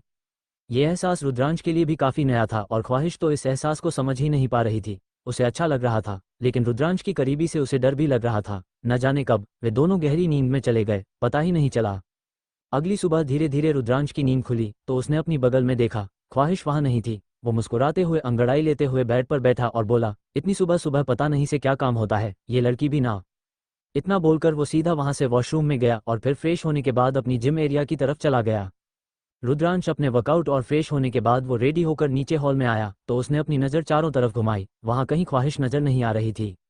ये देखकर उसे थोड़ा अजीब लगा। वो तारा को देखकर बोला, ठकुराइन कहाँ है? जैसे ही तारा ने रुद्रांश की आवाज़ सुनी, वो एकदम से हड़बड़ा गई, लेकिन फिर उसने खुद को संभाला और धीरे से बोली, हमें नहीं पता ठाकुर साहब। तारा की बात सुनकर रुद्रांश की आंखें छोटी हो गईं। वो उसे देखकर बोला, तुम्हें नहीं पता, इसका क्या मतलब है तुम्हारा? तो तारा अपना सिर हिलाकर बोली, हमने उन्हें नहीं देखा, पूजा करने के बाद हम उनसे नहीं मिले। वहीं ख्वाहिश वहां से बीच की तरफ चली आई थी। कल रात के बाद वो रुद्रांश से अपनी नज़र नहीं मिल पा रही थी। वो रुद्रांश के सामने नहीं आना चाहती थी, उसे अजीब लग रहा था। वहीं रुद्रांश वहां से बाहर की तरफ निकल गया। उसने आज नाश्ता भी नहीं किया था। वो सीधा वहां से ऑफिस के लिए निकल गया। लगभग 1 घंटे बाद ख्वाहिश वापस आई तो तारा ख्वाहिश को देखकर बोली, ठकुराइन आप हमें मरवाएंगी क्या? तो ख्वाहिश उसे देखकर बोली, क्या हुआ, आप इतनी घबराई हुई क्यों हैं तारा? तो तारा धीरे से बोली, ठाकुर साहब आपके बारे में पूछ रहे थे। आपको पता है मुझे कितना डर लग रहा था झूठ बोलते हुए। वो तो अच्छा हुआ कि उन्होंने हमारा झूठ नहीं पकड़ा। अगर उन्हें पता चल जाता कि हम झूठ बोल रहे हैं तो आज हमारी मौत पक्की थी। तो ख्वाहिश मुस्कुराते हुए बोली, ऐसे कैसे? तुम्हारे ठाकुर साहब तुम्हें मार देंगे। हम हैं ना, हम आपको बचा लेंगे। हमारे होते हुए कोई आपको हाथ नहीं लगा सकता। तो तारा मुंह बनाते हुए बोली, आपको खुद उनसे डर लगता है, आप हमें कैसे बचाएंगी? खैर अब जाने दीजिए, चलिए आप भी नाश्ता कर लीजिए। तो ख्वाहिश तारा को देखकर बोली, ठाकुर साहब नाश्ता करके गए? तो तारा ने धीरे से अपना सिर हिला दिया और बोली, नहीं, उन्होंने नाश्ता नहीं किया, वो बिना खाए चले गए, शायद आप नहीं थी तो इस वजह से। जैसे ही ख्वाहिश ने तारा की बात सुनी, उसे बुरा लगा। रुद्रांश नाश्ता करके नहीं गया था, वो खाली पेट ही निकल गया। ये चीज़ उसे अच्छी नहीं लगी। वो दोनों बात कर ही रहे थे कि तभी उनके कानों में किसी की आवाज़ सुनाई दी। उन्होंने पलट कर देखा तो दरवाजे पर ऋषभ खड़ा हुआ था। जैसे ही तारा ने ऋषभ को देखा, वो बड़बड़ाते हुए बोली, आ गया सूरपंखा का भाई रावण। तारा की ये बात ख्वाहिश ने सुन ली थी। वो तारा को देखकर बोली, क्या बोली जा रही हैं आप? ऐसे बात नहीं करते तारा। तारा ख्वाहिश को देखकर बोली, हमने कुछ गलत नहीं कहा। वो सूरपंखा ही है जो हमारे ठाकुर साहब पर नजर गड़ाए बैठी है, और ये रावण ही है, कल देखा नहीं कैसी हरकतें कर रहा था। अच्छा है ठाकुर साहब समझदार हैं, जो इन दोनों भाई बहन के झांसे में नहीं आ रहे, लगता है कि ये भी अपनी बहन की तरह ही है। ऋषभ की नज़रें तारा पर ही टिकी हुई थीं, क्योंकि उसका फुसफुसाना वो अच्छे से समझ पा रहा था। ऋषभ ख्वाहिश और तारा के सामने आकर खड़ा हुआ और तारा को घूरते हुए बोला, कुछ ज्यादा ही जुबान नहीं चलती तुम्हारी। जैसे ही तारा ने ऋषभ की बात सुनी, वो उसे देखकर बोली, जी कुछ कहा आपने? ऋषभ तारा को देखकर बोला, क्यों, बहरी हो, सुनाई नहीं देता क्या कहा मैंने, जो बार बार पूछने की आदत है? तारा ऋषभ को देखकर बोली, नहीं, आप हमसे बात कर रहे हैं, हमें इस बात को लेकर थोड़ा ताज्जुब हो रहा है, क्योंकि कल जो कुछ भी हुआ उसके बाद हमें उम्मीद नहीं थी कि आप हमसे कुछ बोलेंगे। ऋषभ तारा को देखकर बोला, तुम मेरे बारे में बात कर रही हो तो मैं तुमसे कुछ बोल भी नहीं सकता? तारा मुंह बनाते हुए बोली, हमने आपके बारे में क्या कहा, आपके कान बजते हैं? ऋषभ अपना सिर हिलाकर बोला, नहीं, मेरे कान बजने नहीं हैं, लेकिन मेरी नज़र काफ़ी तेज़ है, तुम्हारे जो होंठ फड़फड़ा रहे थे ना, अच्छे से समझ रहा हूँ कि तुम क्या बोल रही थी। रावण नजर आता हूँ मैं तुम्हें? जैसे ही ख्वाहिश और तारा ने ऋषभ की बात सुनी, वो हैरानी से अपना मुंह खोले उसे देखने लगी। तभी तारा हड़बड़ा कर बोली, हमने ऐसा कब कहा? अगर आपको अपने बारे में ऐसा लगता है तो हो भी सकते हैं आप। तभी ख्वाहिश बीच में आते हुए बोली, माफ़ कीजिए, हम तारा की तरफ से माफ़ी मांगते हैं, वो थोड़ी नादान है अभी, तो इसलिए कुछ भी बोल गई। ऋषभ ने एक नज़र ख्वाहिश को देखा और बोला, रुद्रांश कहाँ है, मुझे उससे बात करनी है। तो ख्वाहिश धीरे से बोली, वो तो चले गए, हमारा मतलब है कि ऑफिस चले गए। ख्वाहिश की बात सुनकर ऋषभ ने ऊपर से नीचे तक उसे देखा और कुछ कहा नहीं, सीधा वहां से निकल गया। ख्वाहिश ने गहरी सांस ली और बोली, बच गए तारा, आज के बाद किसी के लिए ऐसा नहीं बोलेगी आप, वरना आज आप हमें मरवा देती। इतना बोलकर उसने तारा का हाथ पकड़ा और वहां से अंदर की तरफ चली गई। वहीं दूसरी तरफ रुद्रांश इस वक्त अपनी केबिन में था कि तभी उसकी केबिन का दरवाजा खुला और ऋषभ अंदर आया। ऋषभ को देखकर रुद्रांश की आंखें छोटी हो गईं। ऋषभ उसके सामने आकर बैठा और बोला, मुझे तुमसे कुछ बात करनी है। तो रुद्रांश ऋषभ को देखकर बोला, ओह रियली, कल जिस हिसाब से तुम गए थे, मुझे नहीं लगा था कि तुम मुझसे कुछ बात भी करोगे, बोलो क्या बात करनी है? ऋषभ रुद्रांश को देखकर बोला, एक्सक्यूज मी, यहाँ मैं तुमसे कोई पर्सनल बात करने नहीं आया हूँ, तो तुम मुझे ताना मार रहे हो, प्रोजेक्ट से रिलेटेड डिस्कस करना है। तो रुद्रांश उसे देखकर बोला, अगर प्रोजेक्ट से रिलेटेड डिस्कशन करना है तो उसके लिए तुम मीटिंग अपॉइंट कर सकते थे, ऋषभ जिंदल। ऋषभ उसे घूरते हुए बोला, तो अब मुझे मीटिंग अपॉइंट करनी है? I am sorry mister Thakur, but मैं भूल गया था, कोई बात नहीं, नेक्स्ट टाइम मीटिंग में बात करते हैं, ओके। इतना बोलकर वो चला गया। रुद्रांश ने अपनी आंखें बंद कर लीं। ऋषभ इस वक्त कुछ ज्यादा ही गुस्सा था। धीरे धीरे आज का दिन गुजर चुका था। ख्वाहिश इस वक्त अपने रूम में थी और उसने बाहर की तरफ देखा तो काले घने बादल मंडरा रहे थे, शायद बरसात होने वाली थी। ये देखकर ख्वाहिश के होठों पर मुस्कुराहट आ गई। तभी तारा ख्वाहिश के रूम में आई और बोली, हम जानते हैं कि आपके दिमाग में क्या चल रहा है ठकुराइन।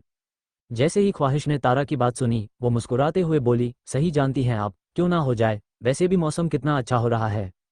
तारा भी मुस्कुराते हुए बोली, हाँ चलिए, वैसे कहाँ जाना है, छत पर या फिर? तो ख्वाहिश जल्दी से बोली, नहीं नहीं, इतनी बड़ी बालकनी है, पूरी छत के जैसी, हम छत पर क्यों जाएंगे, यही। इतना बोलकर ख्वाहिश मुस्कुराई। तभी उन्होंने बाहर की तरफ देखा, बारिश शुरू हो चुकी थी। जल्दी से म्यूजिक सिस्टम पर गाना लगाया और वो तारा का हाथ पकड़कर बालकनी में चली गई। उसे बारिश बेहद पसंद थी। बारिश में भीगना उसे अच्छा लगता था और अभी रुद्रांश भी नहीं था, तो उन दोनों को किसी की फिक्र भी नहीं थी। वो आराम से बारिश में भीग रही थी और डांस कर रही थी, दुनिया जहान से बेफिक्र होकर। धीरे धीरे ख्वाहिश यहाँ आकर खुलने लगी थी, वरना तो वो डरी हुई सी रहती थी, क्योंकि रुद्रांश का ऑरा उसे हमेशा डरा कर रखता था। ख्वाहिश और तारा अपने में मस्त डांस कर रही थी, लेकिन इस चीज़ से अनजान थी कि किसी की नज़रें उन दोनों पर ही थीं, या ये कहें कि ख्वाहिश पर टिकी हुई थी। वो कोई और नहीं बल्कि रुद्रांश था, जो अभी अभी आया था और अपनी ठकुराइन का इतना खूबसूरत डांस देखकर उनकी तरफ ही देखता रह गया। तभी तारा एकदम से घूमी तो उसकी नज़र रुद्रांश पर चली गई, जो बालकनी के दरवाजे से टिककर खड़ा हुआ था और अपनी हसरत भरी निगाहों से ख्वाहिश को देख रहा था। उसने एक नज़र ख्वाहिश को देखा, जो अपने में मस्त थी। वो जल्दी से वहां से भाग गई, क्योंकि उसे पता था कि यहाँ रहना उसके लिए कबाब में हड्डी का काम होगा। इतनी तो वो समझदार थी और उसकी हरकत पर रुद्रांश ने एक नज़र डाली और मुस्कुराकर उसने धीरे धीरे अपने कदम बालकनी की तरफ बढ़ा दिए। हालांकि रुद्रांश को बारिश पसंद नहीं थी, उसे भीगने से बहुत ज्यादा चिढ़ थी, लेकिन आज उसके कदम खुद ब खुद बालकनी की तरफ बढ़ रहे थे। इस चीज का अभी उसे होश नहीं था। ख्वाहिश ने आज फिर से साड़ी पहनी हुई थी और भीगने की वजह से उसकी वो साड़ी उसके बदन से चिपक चुकी थी। ख्वाहिश अपनी आंखें बंद किए हुए गोल गोल घूम रही थी कि तभी अचानक से वो लड़खड़ाई। इससे पहले कि वो गिरती, रुद्रांश ने उसकी कमर को पकड़कर उसे थाम लिया।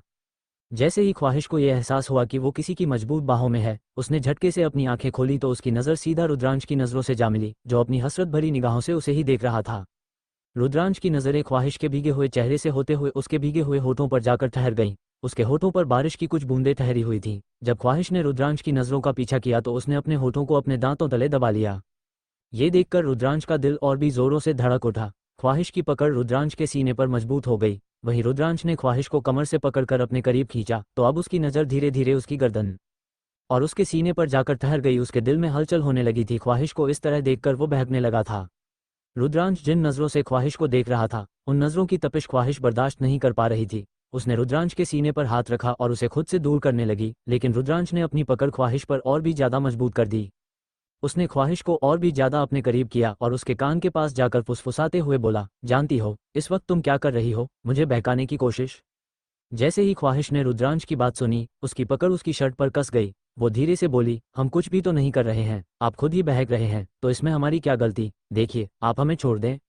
रुद्रांश ने तुरंत ख्वाहिश के कान में फुसफुसाते हुए कहा, जाने दो इतनी आसानी से, पहले तुम मुझे ये बताओ कि तुम यहाँ बरसात में क्या कर रही हो? ये कहते हुए रुद्रांश के होंठ ख्वाहिश के कान को छू रहे थे, तो ख्वाहिश ने धीरे से अपनी आंखें बंद कर ली और गहरी सांस लेकर बोली, कुछ भी तो नहीं, हम यहाँ थे तो अचानक से बारिश होने लग गई। देखिए, ये हमारी गलती नहीं है, ये गलती बारिश की है। ख्वाहिश को अंदाजा ही नहीं था कि वो क्या बोले जा रही है। रुद्रांश के सामने कुछ भी बोल रही थी। वहीं रुद्रांश ख्वाहिश की बात को सुनकर हल्का सा मुस्कुराया और कड़क आवाज में बोला, गलती किसी की भी हो, लेकिन सजा तुम्हें मिलेगी, समझी? जैसे ही रुद्रांश की आवाज़ ख्वाहिश के कानों में गई, वो एक पल के लिए घबरा गई, क्योंकि रुद्रांश की आवाज़ इस वक्त बेहद सख्त थी। ख्वाहिश ने धीरे से अपनी आंखें खोली और रुद्रांश की पकड़ से आज़ाद होने की कोशिश करने लगी। उसने जोर से रुद्रांश के सीने पर हाथ रखे और जोर से धक्का दिया, तो सच में रुद्रांश की पकड़ ख्वाहिश की कमर से छूट गई और ख्वाहिश जोर से जमीन पर गिरी। वहीं रुद्रांश भी खुद को नहीं संभाल पाया और वो भी सीधा ख्वाहिश के ऊपर आकर गिरा, और इस गिरने के चक्कर में दोनों के होंठ आपस में मिल चुके थे। गिरने की वजह से ख्वाहिश की कमर में चोट आई थी और ऊपर से रुद्रांश उसके ऊपर गिरा तो उसकी सांस ही अटक गई। लेकिन रुद्रांश के गिरने की वजह से ख्वाहिश को चोट नहीं आई थी, क्योंकि रुद्रांश ने खुद का वजन अपने हाथों पर संभाल लिया था। जैसे ही रुद्रांश के होंठ ख्वाहिश के होंठों से मिले, ख्वाहिश ने मजबूती से आंखें बंद कर लीं। वहीं अब रुद्रांश तो पूरी तरह से बहक चुका था। उसके होंठ ख्वाहिश के होंठों पर चलने लगे थे। दोनों इस वक्त बारिश में भीग रहे थे और रुद्रांश ख्वाहिश के ऊपर था और उसे किस कर रहा था। ख्वाहिश के हाथ रुद्रांश के कंधों पर कस गए थे, लेकिन वो रुद्रांश के साथ किस में इन्वॉल्व नहीं थी। अभी तक जितनी भी बार रुद्रांश ने उसे किस किया था, वो खुद को इसी तरह किसी मूर्ति की तरह बना लेती थी, ना ही सांस लेती थी और ना ही अपने होठों को चलाती थी। तभी रुद्रांश ख्वाहिश के होठों से हल्का सा दूर हुआ और उसे देखकर बोला, तुम इस तरह से किसी स्टैचू की तरह क्यों लेट जाती हो? जैसे ही रुद्रांश की बात ख्वाहिश ने सुनी, उसने झट से अपनी आंखें खोली और कंफ्यूजन में उसे देखने लगी। तो रुद्रांश ख्वाहिश की नीली आंखों में देखते हुए बोला, आई वॉन्ट माई विश, की जैसे मैं तुम्हें किस कर रहा हूँ, तुम भी मुझे किस करो। रुद्रांश की बात सुनकर ख्वाहिश की आंखें और भी ज्यादा बड़ी हो गईं और वो रुद्रांश को अपनी बड़ी बड़ी आंखों से देखने लगी। तो रुद्रांश एक बार फिर से बोला, क्या हुआ? तुम मुझे ऐसे लुक्स क्यों दे रही हो, जैसे मैंने कुछ गलत बोला हो? कुछ गलत नहीं कहा, बस यही तो कहा है कि जैसे मैं तुम्हें किस कर रहा हूँ, तुम भी मुझे इस तरह किस करो। तो ख्वाहिश जल्दी से बोली, नहीं, हम ऐसा कुछ नहीं करेंगे। जैसे ही रुद्रांश ने ख्वाहिश की बात सुनी, उसने उसकी आंखों में देखा और बोला, लेकिन मैं चाहता हूँ, और जब तक तुम मुझे किस नहीं करोगी, तब तक मैं तुम्हें छोड़ूंगा नहीं, तुम इसी तरह मेरे नीचे लेटी रहोगी। तो ख्वाहिश जल्दी से बोली, अगर हम ज़्यादा देर तक यहाँ बरसात में रहे तो हमारी तबीयत खराब हो जाएगी, हमें अंदर कमरे में जाना चाहिए। रुद्रांश मुस्कुराते हुए बोला, फिर से बहाने? कोई बात नहीं, जितने बहाने बनाने हैं बना लो, और अगर तबीयत खराब होती है तो फर्क नहीं पड़ता, मैं तुम्हें नहीं छोड़ूंगा, तब तक तो बिल्कुल नहीं, जब तक तुम मेरी ख्वाहिश को पूरा नहीं करती। ख्वाहिश को समझ नहीं आ रहा था कि वो क्या करें, क्योंकि रुद्रांश उससे डिमांड ही ऐसी कर रहा था जो वो पूरी नहीं कर सकती थी या उसे पूरी करने में शर्मा रही थी। तभी रुद्रांश एक बार फिर से बोला, तो बताओ, करना है या फिर नहीं? रुद्रांश की बात सुनकर ख्वाहिश मासूमियत से बोली, हमें किस करना नहीं आता, हम ये नहीं कर पाते हैं, इसलिए आप हमें छोड़ दें, हमसे नहीं होगा।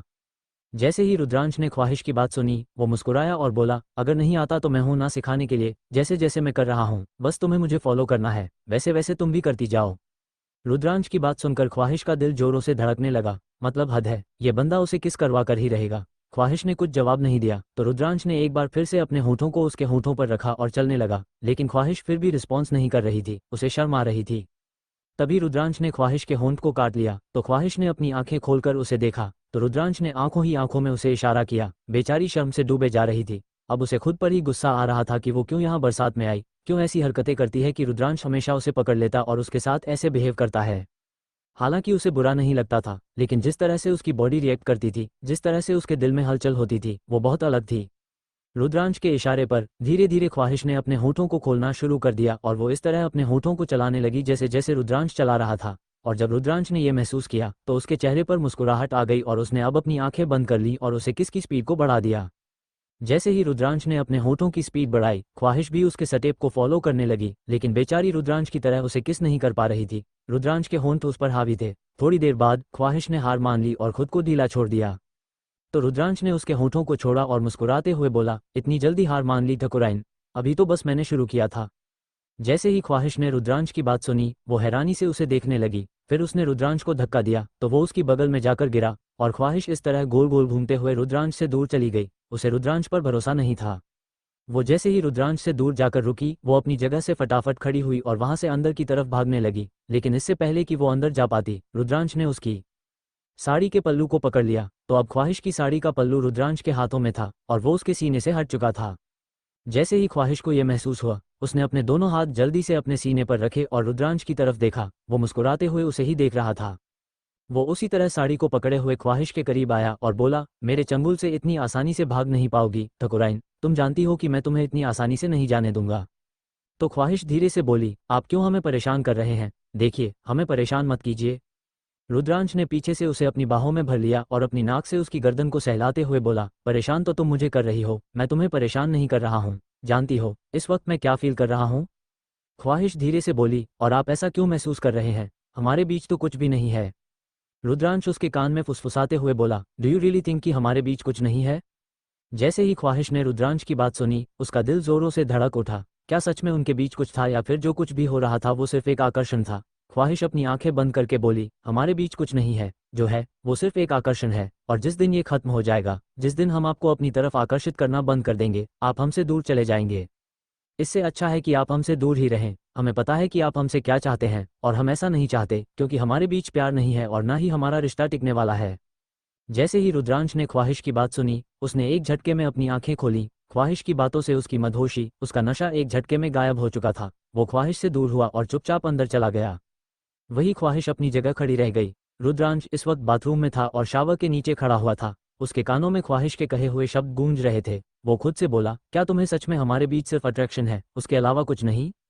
इतना बोलकर रुद्रांश ने अपनी आंखें बंद कर ली। उसे खुद नहीं समझ आ रहा था कि क्या उन दोनों के बीच कुछ है या सिर्फ एक अट्रैक्शन ही है। लगभग 5 मिनट बाद रुद्रांश बाथरूम से बाहर आया तो देखा कि ख्वाहिश अब कमरे में नहीं थी। उसने ज्यादा कोई रिएक्ट नहीं किया, अपने कपड़े पहने और वहां से बाहर निकल गया। वही ख्वाहिश रेडी होकर किचन में आ चुकी थी। वो खुद के लिए चाय बना रही थी और रुद्रांश के लिए कॉफी। उसने सर्वेंट के हाथों रुद्रांश की कॉफी उसके पास भिजवा दी थी। रुद्रांश वही स्टडी रूम में बैठा अपने लैपटॉप पर कुछ कर रहा था। तभी सर्वेंट ने उसे कॉफी लाकर दी तो वो उसे देखकर बोला, ये किसने दिया? तो वो सर्वेंट धीरे से बोला, सर, वो मैम ने आपके लिए भिजवाई है। इतना बोलकर उसने वो कॉफी वही रुद्रांश के सामने रख दी और चला गया। तभी रुद्रांश ने उस कप को उठाया और उसे स्टडी रूम से बाहर निकालकर अपने कदम किचन की तरफ बढ़ा दिए। ख्वाहिश अभी भी वही थी। उसने वो कप किचन की स्लैब पर रखा और बोला, मुझे कॉफी नहीं पीनी, आई वॉन्ट चाय। जैसे ही ख्वाहिश ने रुद्रांश की बात सुनी, उसने हैरानी से उसे देखा। वो चाय नहीं पीता था, लेकिन आज वो चाय मांग रहा था। तभी ख्वाहिश रुद्रांश के लिए चाय बनाने के लिए पतीली गैस पर चढ़ाने लगी तो रुद्रांश सर्वेंट की तरफ देखकर बोला, ये काम तुम्हारा है, किसी और का नहीं। तो अपना काम चुपचाप करो, और हाँ, किसी को मेरी फिक्र करने की जरूरत नहीं है। ठकुराइन, आप कमरे में जाइए और आराम से अपनी चाय को एंजॉय कीजिए। मुझे क्या चाहिए क्या नहीं, ये मैं खुद देख लूंगा या फिर सर्वेंट से बोल दूंगा, ओके? जैसे ही ख्वाहिश ने रुद्रांश की बात सुनी, वो हैरानी से उसकी तरफ देखने लगी। ख्वाहिश धीरे से बोली, हम बना देते हैं ना आपके लिए चाय। तो रुद्रांश मना करते हुए बोला, कहा ना, कुछ नहीं चाहिए, मतलब कुछ नहीं चाहिए, जाओ अपने कमरे में। रुद्रांश के इस तरह डांटने पर ख्वाहिश ने मुंह बनाया और बड़बड़ाते हुए बोली, जब देखो तब बिगड़े हुए सांड की तरह सिंग मारने को फिरते रहते हैं। जो करना है करते रहें, बड़े आए। अब हमारी कोई गलती नहीं है जो इस तरह हमें डांट रहे हैं। उसकी बातें रुद्रांश ने सुन ली थीं। वो उसे सांड बुला रही थी। सच में उसकी आंखें हैरानी से फैल चुकी थीं और वो अपनी बड़ी बड़ी आंखों से ख्वाहिश को देख रहा था। लेकिन ख्वाहिश ने उसे पूरी तरह से नजरअंदाज किया और चुपचाप वहां से चली गई। रुद्रांश ने अपने सर पर हाथ रखा और बोला, ओह गॉड, सीरियसली, मैं इसे सांड नजर आ रहा हूँ? अभी बताता हूँ इसे। इतना बोलकर वो सीधा ख्वाहिश के पीछे हो लिया। वही ख्वाहिश अपनी धुन में चली जा रही थी। रुद्रांश ने पीछे से ख्वाहिश का हाथ पकड़ा और अपनी तरफ घुमाया तो ख्वाहिश के हाथ में चाय का कप था। वो सीधा रुद्रांश के ऊपर गिरा और कुछ चाय ख्वाहिश के हाथ पर भी गिर गई। वो गर्म चाय थी, जिस वजह से रुद्रांश और ख्वाहिश दोनों जल चुके थे। वही ख्वाहिश तो चीख उठी थी। जब रुद्रांश ने ये देखा तो वो खुद हैरान रह गया। उसने ध्यान ही नहीं दिया था कि ख्वाहिश चाय लेकर जा रही है और उसने जल्दी में इस तरह की हरकत कर दी। उसने जल्दी से ख्वाहिश का हाथ पकड़ा और बोला, are you all right? Oh God, तुम्हारे हाथ में चाय गिर गई है, तुम्हारा हाथ जल गया, चलो मेरे साथ। इतना बोलकर वो जल्दी से ख्वाहिश को बाथरूम की तरफ ले गया। उसने ख्वाहिश का हाथ नल के नीचे किया और ठंडा पानी चालू कर दिया। वही ख्वाहिश की नज़रें तो रुद्रांश पर टिकी हुई थीं। चाय उसके ऊपर भी गिरी थी, उसके सीने पर गिरी थी और अभी भी उसके कब्जों पर वो चाय थी। ख्वाहिश ने अपना हाथ रुद्रांश की पकड़ से छुड़ाया और जल्दी जल्दी उसकी शर्ट के बटन खोलने लगी। वही रुद्रांश हैरानी से ख्वाहिश को देख रहा था। ख्वाहिश धीरे से बोली, हमें माफ़ कर दीजिए, वह हमारी वजह से आपको चोट लग गई। ये बोलते हुए उसने रुद्रांश की शर्ट के सारे बटन खोल दिए थे। उसने देखा कि रुद्रांश के सीने पर रेडनेस थी। इस वक्त वो रुद्रांश से अपनी शर्म और लिहाज सब कुछ भूल चुकी थी, कुछ था तो सिर्फ रुद्रांश की फिक्र। रुद्रांश के सीने की तरफ देख रही थी और अब धीरे धीरे उसकी आंखों में नमी उतर आई। वो रोते हुए बोली, हे भगवान, आपको तो बहुत जल गया है, अब रुकिए, हम दवाई लेकर आते हैं। इतना बोलकर वो वहां से जाने लगी तो रुद्रांश ने ख्वाहिश का हाथ पकड़कर उसे अपने करीब खींच लिया और उसकी आंखों में देखते हुए बोला, मेरी फिक्र हो रही है, मेरे लिए बुरा लग रहा है, लेकिन क्यों? जहां तक मुझे याद है तुमने ये कहा था कि हमारे बीच जो है वो सिर्फ अट्रैक्शन है, और अट्रैक्शन होता है तो बुरा नहीं लगता। अगर तुम्हें चोट लगती है तो फर्क नहीं पड़ता, क्या तुम्हारे दिल में मेरे लिए कुछ और भी है? जैसे ही ख्वाहिश ने रुद्रांश की बात सुनी, उसने अपना सर उठाकर उसे देखा और बोली, आप इस वक्त ऐसी बातें करना बंद करेंगे, पहले हमें दवाई लेकर आने दीजिए। तो रुद्रांश ने ख्वाहिश को वहीं शावर वॉल से लगाया और बोला, कुछ पूछ रहा हूं तुमसे, मुझे मेरे सवाल का जवाब चाहिए, उसके बाद तुम्हें जहां जाना है जाओ, जो लेना है लो, पहले मेरे सवाल का जवाब देकर जाओ। क्या तुम्हारे दिल में मेरे लिए कुछ है? क्या तुम कुछ महसूस करती हो? जैसे ही ख्वाहिश ने रुद्रांश की बात सुनी, उसने अपनी आंसुओं से भरी आंखों से उसकी तरफ देखा। वो आंसू उसकी आंखों में इसलिए थे क्योंकि वो रुद्रांश को दर्द में नहीं देख सकती थी। उसे पता था कि वो चाय कितनी गर्म थी और वो गरम गरम चाय रुद्रांश के सीने पर गिरी हुई थी, जिसे देखकर उसका दिल जरूर जल रहा था। और यहाँ रुद्रांश उसे फालतू के सवाल कर रहा था। ख्वाहिश धीरे से बोली, आप हमें जाने देंगे या नहीं? पहले हमें आपको दवाई लगाने दीजिए, फिर आपको हमसे जो पूछना है हम बता देंगे, प्लीज। ये बोलते हुए ख्वाहिश की आंखों से आंसू बह निकले। चोट उसे लगी थी और दर्द उसकी ठकुराइन को हो रहा था। ये चीज रुद्रांश अच्छे से महसूस कर रहा था। उसके होठों पर हल्की सी मुस्कुराहट आई और उसने ख्वाहिश को छोड़ दिया। ख्वाहिश जल्दी से बाहर गई और वो दवाई लेकर अंदर आई। तब तक रुद्रांश शावर के नीचे खड़ा हो गया था। चाहे जो भी हो, लेकिन जलन तो हो रही थी, लेकिन ख्वाहिश के सामने वो बकवास कर रहा था। रुद्रांश ने जब ख्वाहिश को देखा तो उसने शावर बंद किया और खुद को टॉवल से साफ किया। ख्वाहिश जल्दी से उसके पास आई और उसकी चेस्ट पर ऑइंटमेंट अप्लाई करने लगी। वो बहुत धीरे धीरे हल्के हाथों से उसके सीने पर दवाई लगा रही थी और अपने होठों को गोल गोल करके फूंक मार रही थी। रुद्रांश की नज़र तो ख्वाहिश के उन गुलाबी होठों पर जाकर ठहर गई। उसके मन में उन्हें अपने होठों में कैद करने का ख्याल आ रहा था। वो उसे उसी तरह देखकर अपने निचले होंठ को हल्के से दबाकर अपनी आंखें बंद कर लेता है। वो मन ही मन बोलता है, कंट्रोल रुद्रांश, अभी तुम्हें उसे इग्नोर करना है। जितना ये तुम्हें तड़पाती है, तुम्हारा इसे तड़पाना भी बनता है।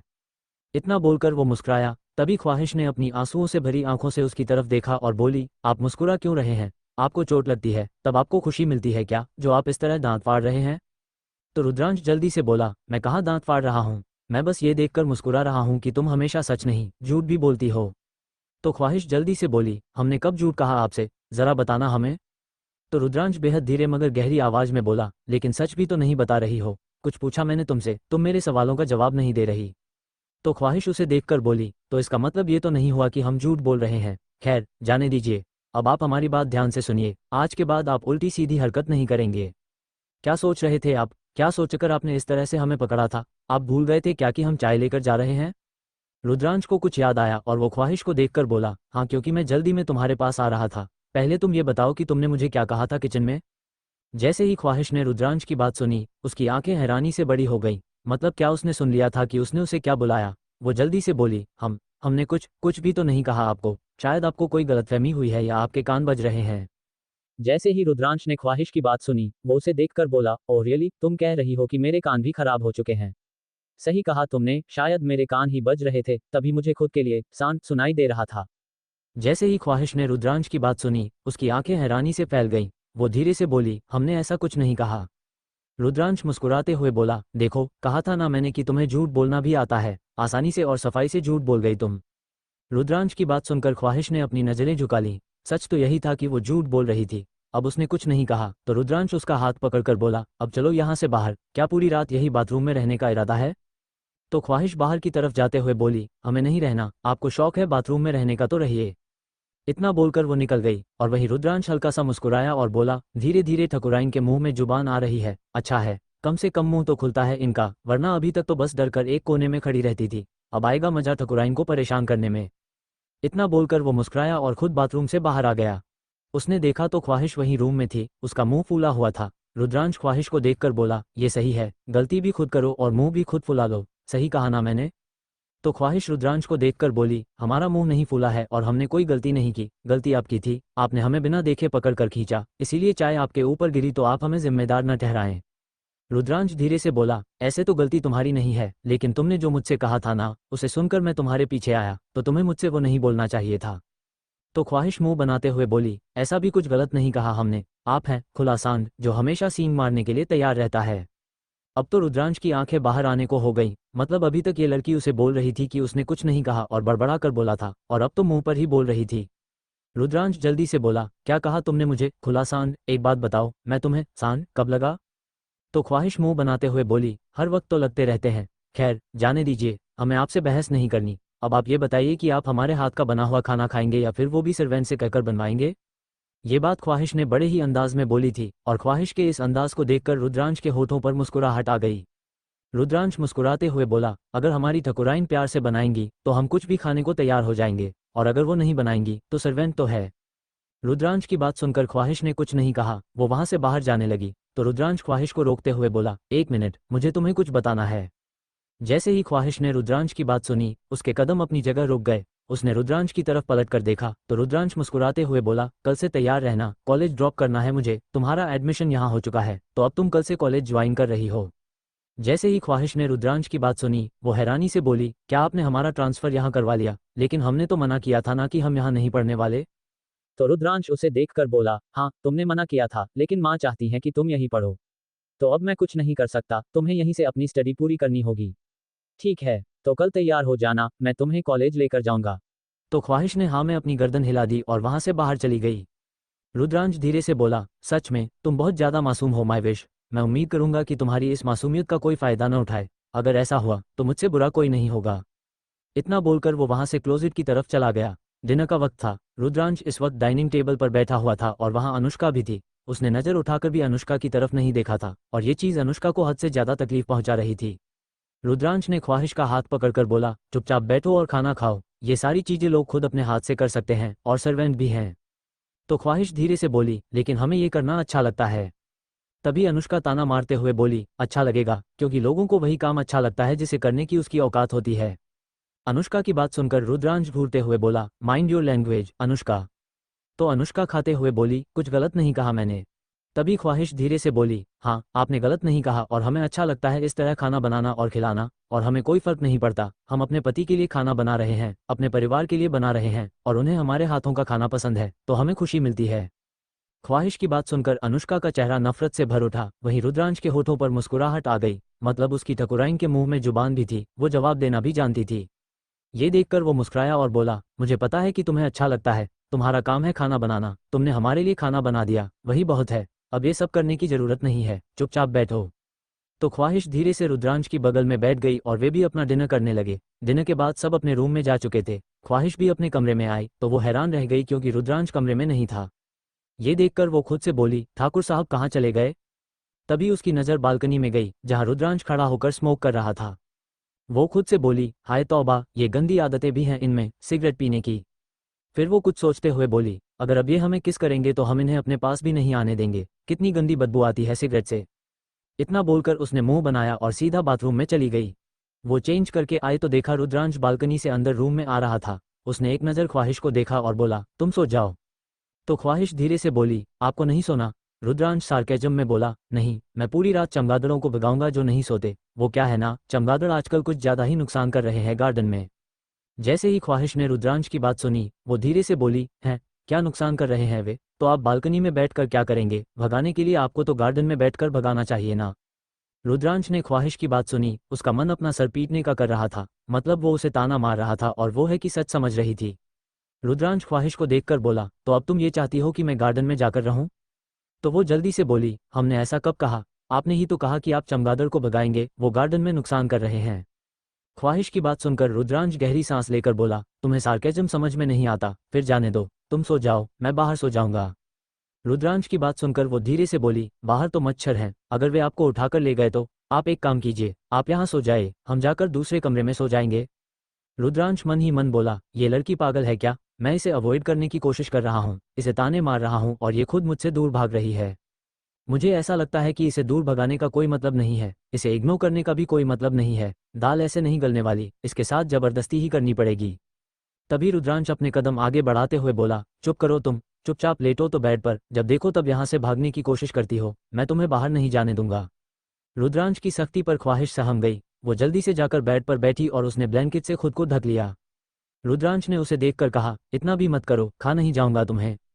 ख्वाहिश धीरे से बोली, चिल्लाते तो ऐसे हो कि अभी के अभी पूरा कच्चा चबा जाएंगे। जैसे ही रुद्रांश ने ख्वाहिश की बात सुनी, वो उसे देखकर बोला, हाँ तुम्हें कच्चा खाने का मन तो है, लेकिन अभी नहीं, वक्त आने पर एक दिन तुम्हें पूरी तरह से खा जाऊंगा। ख्वाहिश ने रुद्रांश की बात सुनी, उसकी आंखें हैरानी से बड़ी हो गईं। वो जल्दी से बोली, आप इंसानों को खाते हैं? नहीं, फिर तो हम आपके साथ नहीं रहेंगे। हे भगवान, हमें बचा लीजिए, वरना शायद हम जल्दी ही इस दुनिया से विदा हो जाएंगे, अगर इन्होंने सच में हमें खा लिया। रुद्रांश ख्वाहिश के पास आया और उसको घूरते हुए बोला, तुम पागल हो? तो ख्वाहिश ने अपना सरना में हिला दिया। वो एक बार फिर से बोला, तो पागलों जैसी हरकतें क्यों कर रही हो, बातें क्यों कर रही हो, चुपचाप लेटो। ख्वाहिश जल्दी से लेट गई और उसने ब्लैंकेट से खुद को ढक लिया। रुद्रांश का मन कर रहा था कि अभी जाए और वो अपना सर दीवार में दे मारे, लेकिन उसने सब कुछ इग्नोर किया और जाकर ख्वाहिश के बगल में लेट गया और उसे कमर से पकड़कर अपने करीब खींच लिया। ख्वाहिश की सांस तो हलक में अटकी हुई थी, ना जाने रुद्रांश उसके साथ क्या कर जाए, वो यही सोच रही थी। तभी रुद्रांश धीरे से बोला, खुद को रिलैक्स करो, सोना है तुम्हें, इस तरह सांस को रोक कर मत रखो। जैसे ही ख्वाहिश ने रुद्रांश की बात सुनी, उसने गहरी सांस ली और फिर एक सांस छोड़ी। रुद्रांश मुस्कुराया, उसने प्यार से ख्वाहिश के माथे पर किस की और अपनी आंखें बंद कर लीं। वहीं ख्वाहिश कुछ वक्त तक इस पोजीशन में लेटी रही, लेकिन जब उसे ये महसूस हुआ कि रुद्रांश सो चुका है, तो उसकी बाहों में कसमसाने लगी। तभी रुद्रांश की कड़क आवाज उसके कानों में गई, हिले डुलने की कोशिश मत करो माय विश, मैं अभी सोया नहीं हूँ, जाग रहा हूँ। अगर तुम हिली डुली तो प्रॉब्लम तुम्हारे लिए ही होगी। अगर तुम नहीं चाहती हो कि मैं उल्टी सीधी हरकतें करूं या तुम्हारे करीब आऊं, बेहद करीब, इतना करीब कि हम दोनों के बीच की दूरी पूरी तरह से खत्म हो जाए, तो बता दो, और अगर नहीं तो चुपचाप इसी तरह लेटी रहो। रुद्रांश की बात सुनकर ख्वाहिश एकदम से सीधी लेट गई और उसने अपनी आंखें बंद कर लीं। ख्वाहिश की हरकतें रुद्रांश को मुस्कुराने पर मजबूर कर देती थी। सच में वो अभी बच्ची थी तो 19 साल की ही।